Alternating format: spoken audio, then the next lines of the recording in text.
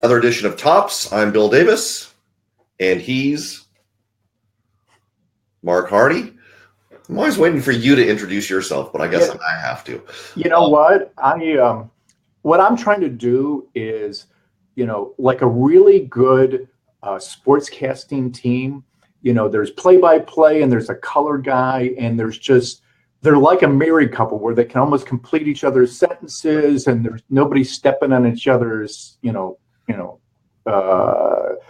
conversation. So, sometimes I'm more in flow that way than others. But yes, I am Marc Harty, and I have the documentation to prove it. Do you?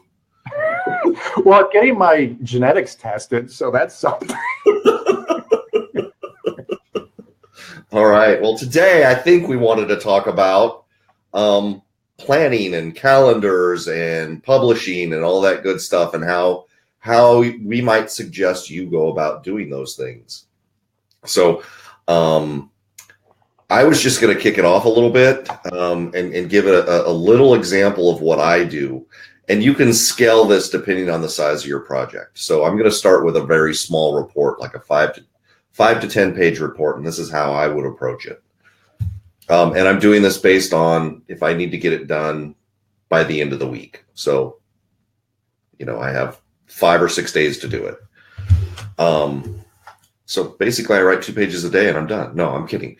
What I do is I like to employ, and I don't know if anybody else does this. I'm sure somebody does, but I like to employ my subconscious in writing. And what I mean by that is I don't actively think about what I'm going to do the entire time.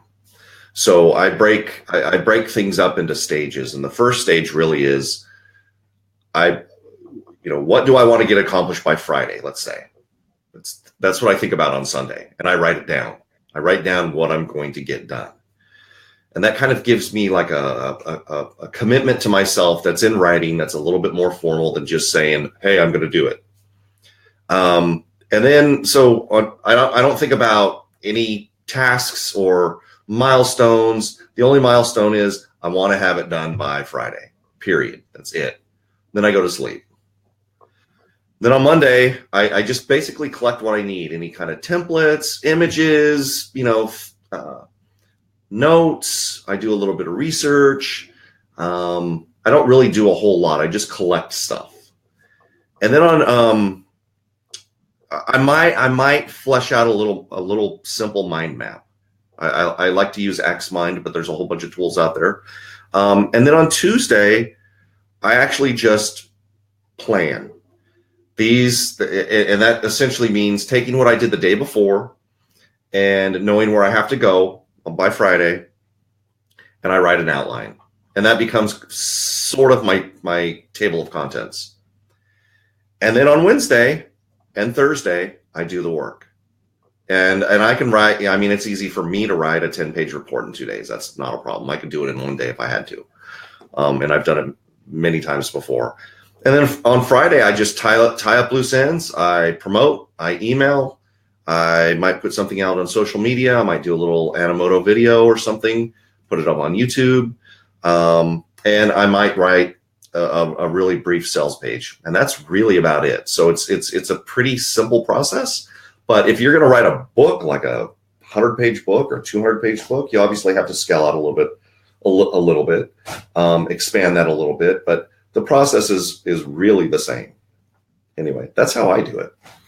Marc, do you have any different way to do it, or any suggestions, or additions, edits to that? Yes, I do. Awesome. Wouldn't it be weird if I didn't? It would be weird, and this would be a really short show. Yeah. Hi, everybody. Well, and I wanted to make a clarification when you said simple mind map as opposed to being simple-minded. I regularly am accused of being simple-minded. And then going down but you don't want to get to the simple 10 stage, because then you're really kind of losing it. So, okay. All right. So that's me and my kind of, fascination with the language. Here, let me kind of expand on your process and make one suggestion based on what I've learned from, writing copy for 30 years and writing, every different type of text, whether it's sales, promotional. I shouldn't say I haven't written fiction, but I've written nonfiction. What I like is, and we probably talked about this before. There's a time kind of, and I won't say time management. I will say a time optimization process called, and I probably mentioned it before. It's called the mini day concept. And what the mini day concept is, you break down what you do into physical movements, and you don't try. You just stay on that one task. So in a non-publishing example, it would be, if your general work day, you shouldn't be talking on the phone, emailing, working on content, and hopping all over the place. You need to time block and do, what? I'm going to just email for the next 20 minutes. I'm going to make phone calls for the next 40 minutes, or whatever the case may be. So what you're doing, Bill, is you're kind of doing a variation of the mini day system, where you're breaking down the production chunks. And you're not trying to, you're not kind of like, okay, I'm going to gather my assets, and then I'm going to, do a little writing, and then I'm going to, do some research online. You have kind of different steps and different phases. And I really like that. So I think that's, and then I also like having an outline first, because, you mentioned your subconscious. The outline is going to be working on fleshing out what comes, under those different, those outline points, before you write.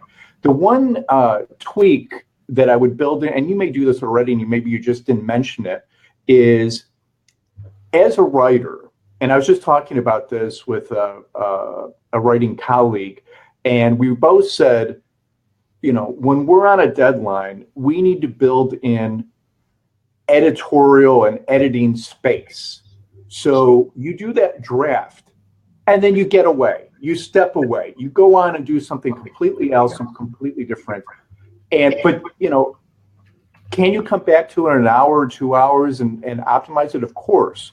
But I can tell you, from doing this for 30 years, if you can get away from it for 8 hours, 12 hours, 24 hours, and then come back to it with fresh eyes, it's amazing what you can do to improve what you started with. So I'm curious, Bill, do you factor that in? Is that part of the writing process, or what's your take on that? Yeah, so I did leave something out, and it was, I spend an inordinate amount of time writing my first page. And usually it's that first paragraph, and usually it's that first opening sentence. Because, as a writer, kind of the whole idea is you write this sentence to carry the reader into the next sentence.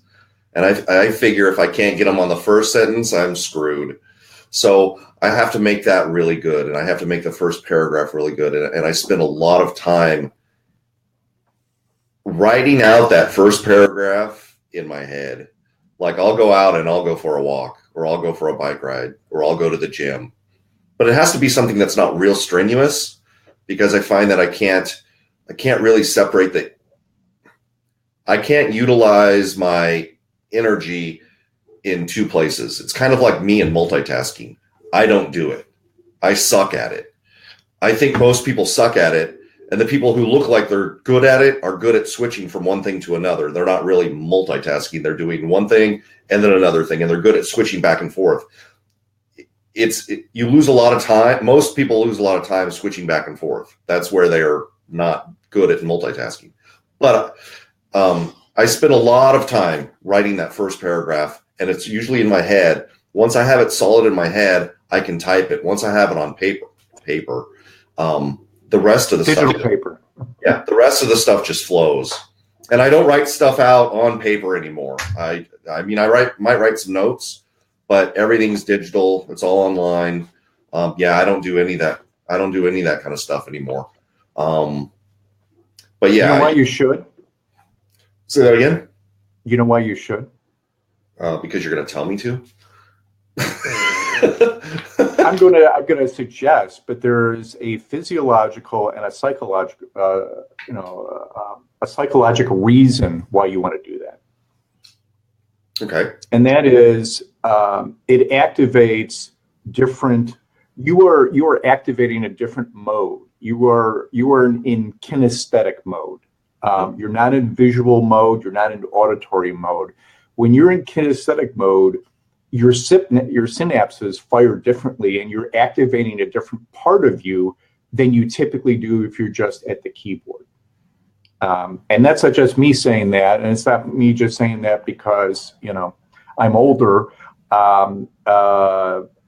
Anything you can do kinesthetically, makes a big difference. So it doesn't mean you have to totally do everything, with a notepad, but try it. I mean, I like to actually flesh out the outline with a notepad, and I feel more creative with a notepad rather than looking at a blank computer screen. I think I might be doing part of that. One of my favorite things to do is to mind maps. Is mind maps, but yeah, one of my favorite things to do is to actually do this thinking while I'm washing dishes. So I'm being tactile with things. Kinesthetic.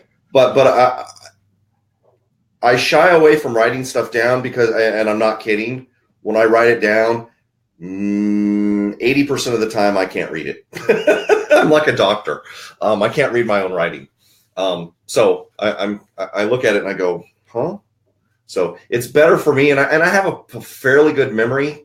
I can't remember like yesterday, and I can't remember stuff I need to do, but I can remember what I'm thinking when it comes to writing, and I can generally do a pretty good job writing or remembering what I wrote. Sometimes I'll also dictate into my smartphone. And that's another good thing too. I think the things to watch out for, because we're talking about kind of optimization, we're talking about kind of hacking, the writing process, we're talking about, just kind of, we always like to remind our viewers that when we talk publishing, it's not just publishing books. Any content that you publish online is publishing. So, it could be an article, it could be a blog post, it could be social media, it could be a press release. Could be a video. That's all publishing. This is the new realm of publishing we're living in. Yeah, and just to go back to our definition, kind of our foundational definition, publishing is to make public.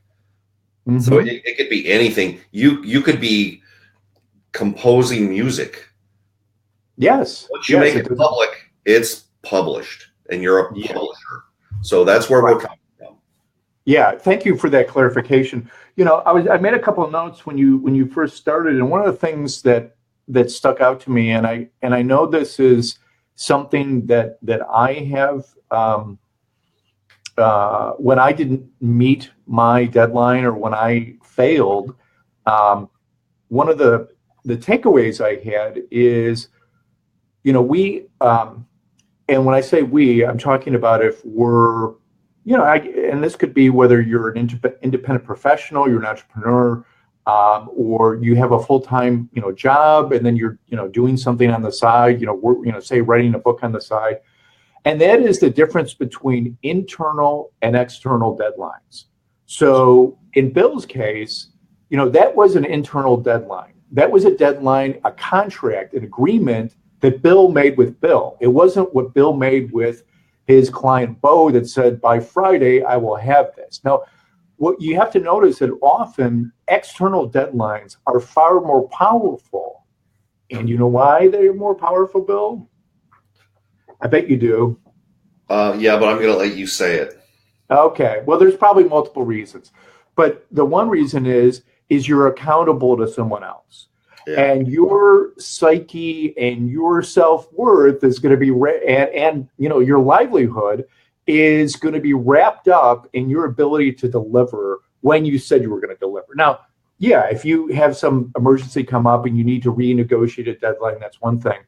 But what I found is the more you can treat internal deadlines like external ones, the greater your completion rate.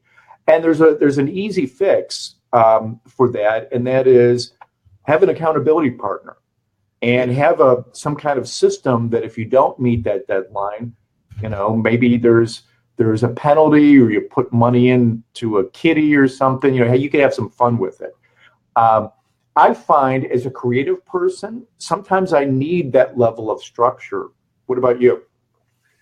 Yes. I actually, I'm compiling a bunch of newsletter articles I wrote over the last 18 months. Wow. And I'm putting it into a book, and I ran it, and it's a newsletter that was about productivity and stuff like that.